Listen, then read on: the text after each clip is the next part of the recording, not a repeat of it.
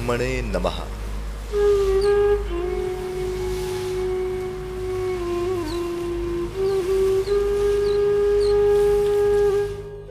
पुराणों के अनुसार इस सृष्टि के सृजनकर्ता हैं आदिदेव श्री ब्रह्मदेव। ब्रह्मा जी को स्वयंभू भी कहा जाता है और ब्रह्मा जी को ही सभी वेदों का निर्माता भी कहा जाता है।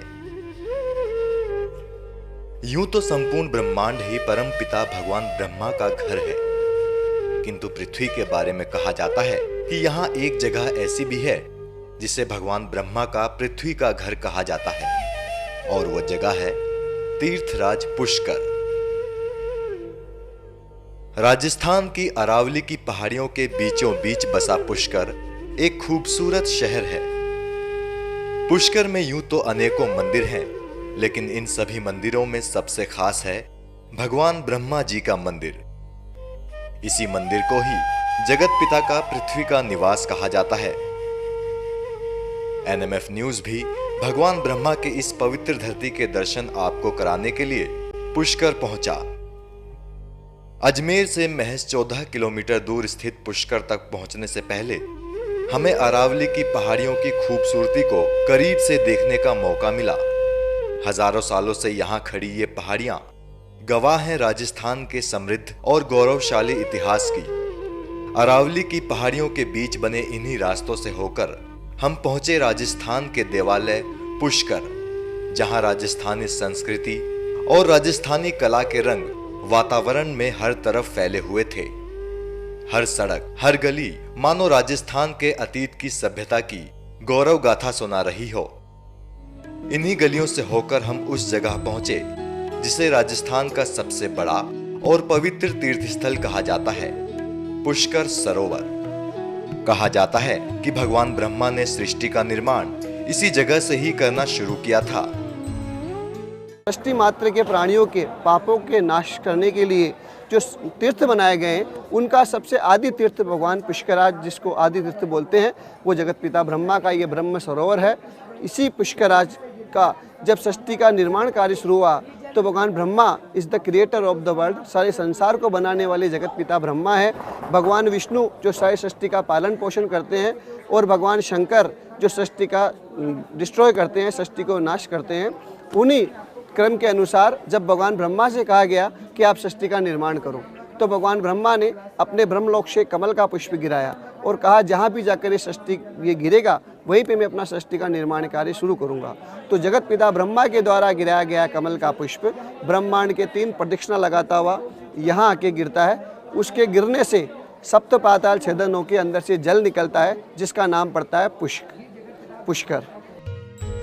कहा जाता है कि भगवान ब्रह्मा को श्राप है कि पृथ्वीलोक पर कहीं भी भगवान ब्रह्मा की पूजा नहीं की जा सकेगी, और ये श्राप किसी और ने नहीं, स्वयं भगवान ब्रह्मा की पत्नी देवी सावित्री ने दिया था। जगत पिता ब्रह्मा ने जब यहाँ सृष्टि का निर्माण किया, निर्माण करने के बाद में 10,000 साल तक यहाँ बैठकर तपस्या करी।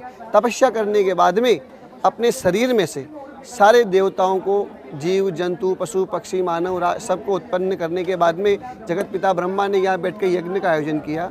कहा कि हम यहाँ बैठ कर यज्ञ करेंगे।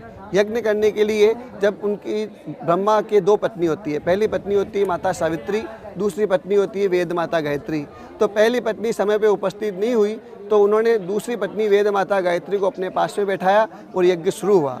यज्ञ जब शुरू हुआ था तो उसके बाद में भगवान ब्रह्मा का पहला पत्नी आती है और अपने पति के संग में दूसरी औरत को देखकर उनको क्रोध आता है, और क्रोध के भर के जगत पिता ब्रह्मा जी को श्राप देती है कि हे जगत पिता ब्रह्मा, आप सृष्टि को बनाने वाले हैं, सारे नियम आपने बनाए हैं, और आप यदि नियमों को तोड़ेंगे कि एक पत्नी के होते हुए आपने दूसरी पत्नी को बैठाया, तो मैं आपको श्राप देती हूँ कि आपका संसार में कहीं मंदिर नहीं होगा, पूरे संसार में आप अपूज्य माने जाओगे।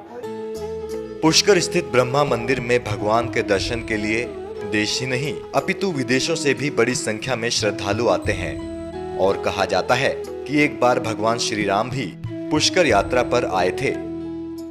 इसी जल के लिए यहाँ लाखों आदमी आते हैं, स्नान के लिए आते हैं, दर्शन के लिए आते हैं, पितरों का अपने पिंडदान श्राद्ध तर्पण करने आते हैं। त्रेता युग में भगवान राम स्वयं अपने पिता दशरथ जी का यहाँ श्राद्ध करने पधारे थे। पद्म पुराण के षष्ठी खंड में इस चीज़ का पूरा वर्णन है। जब भगवान राम यहाँ अपने पिता दशरथ जी का श्राद्ध पिंडदान कर रहे थे, तो उस समय माता सीता उनके बाजू में बैठी थी। वो उठ के अचानक वहाँ से चली जाती है, तो भगवान राम उनसे थोड़ा रुष्ट होते हैं कि हे, आप यहाँ मेरे पितरों का श्राद्ध हो रहा है, आप यहाँ उठ के क्यों जा रही हो। तो उन्होंने कहा कि आपको जो है श्राद्ध कराने वाले ब्राह्मण जिनको आप भोजन करा रहे हो, ये आपको ब्राह्मण नज़र आ रहे हैं, लेकिन मुझे तो इनमें मेरे आपके पूर्वज नज़र आ रहे हैं। राजा दशरथ नज़र आ रहे हैं, राजा रघु नज़र आ रहे हैं, राजा सगर नज़र आ रहे हैं, तो इसलिए मैं उनके सामने कैसे बैठी रहती। ये इस चीज़ का पूरा वर्णन षष्ठी खंड में पद्म पुराण में पूरा उपलब्ध है। कहते हैं पुष्कर जैसा ब्रह्मा जी का पौराणिक मंदिर कहीं दूसरी जगह नहीं, क्योंकि पुष्कर ही एकमात्र ऐसा तीर्थ है जिसकी स्थापना स्वयं ब्रह्मा जी ने की थी। कहा जाता है कि 14वीं सदी में ब्रह्मा जी के मंदिर का पुनरुद्धार हुआ था, लेकिन कुछ तथ्यों के अनुसार यह मंदिर 2000 सालों से भी ज्यादा पुराना है। जगत पिता ब्रह्मा का एकमात्र मंदिर है जो हमारे यहाँ पुष्कर में है, वो आदि गुरु शंकराचार्य जी ने बनाया था। जब हिंदू धर्म की मान्यताएं कम हुई थी, बाहर से बहुत से धर्म हिंदुस्तान में प्रवेश कर रहे थे, तब आदि गुरु शंकराचार्य जो भगवान शंकर के अवतार कहे जाते हैं, उनका प्राकट्य हुआ। उन्होंने पूरे भारत को एकत्र करने के लिए 4 धाम की यात्राएं शुरू करी और समस्त हिंदुओं के तीर्थों को पुनर्निर्माण कराया। उसमें जगत पिता ब्रह्मा ने, आदि गुरु शंकराचार्य जी ने यहाँ भगवान ब्रह्मा का मंदिर का निर्माण कराया। पुष्कर की इस यात्रा में हमने यहाँ के वातावरण में निहित दैवीय प्रभाव को साफ साफ महसूस किया। ब्रह्मदेव की इस धरती को करीब से निहार कर लगा मानो हम धन्य हो गए हों। कहते हैं मनुष्य को जीवन में एक बार पुष्कर की यात्रा अवश्य करनी चाहिए। तो आप भी कभी पुष्कर आइए और जगत पिता ब्रह्मा के पृथ्वी निवास के दर्शन करके सांसारिक मोहमाया से मुक्त हो जाइए। NMF न्यूज की रिपोर्ट।